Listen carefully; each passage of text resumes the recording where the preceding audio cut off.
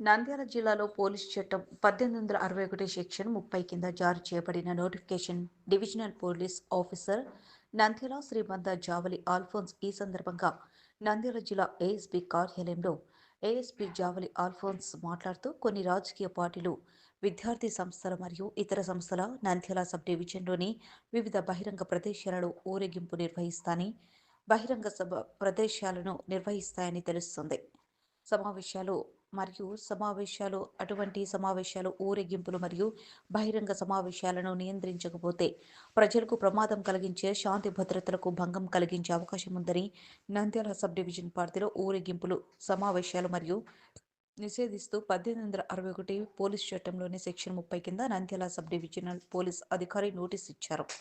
సమావేశాలు లేదా బహిరంగ సమావేశాలు మరియు బహిరంగ ప్రదేశాలలో ఊరేగింపులు నిర్వహించాలని ఉద్దేశించిన ఏదైనా ఏజెన్సీ నిర్వాహకులు ఊరేగింపు మరియు బహిరంగ సమావేశాలను నిర్వహించే ప్రదేశం, తేదీ, సమయం మరియు మార్గాన్ని సూచిస్తూ కింద సంతకం చేసిన వ్యక్తికి ముందుగానే అనుమతి కోసం దరఖాస్తు చేసుకోవాలని మరియు ముందస్తు అనుమతి పొందాలని మరియు మంజూరు చేయబడిన అనుమతిలో పేర్కొన్న షరతులకు కట్టుబడి ఉండాలని ఇందు మూలంగా ఆదేశించబడింది.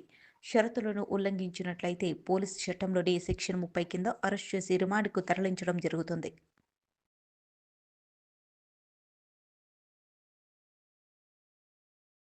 ఎస్డిపిఓగా నా పరిధిలో నేను లా అండ్ ఆర్డర్ మెయింటైన్ చేయడం, అలాగే క్రైమ్ కంట్రోల్కి నేను కృషి చేస్తాను.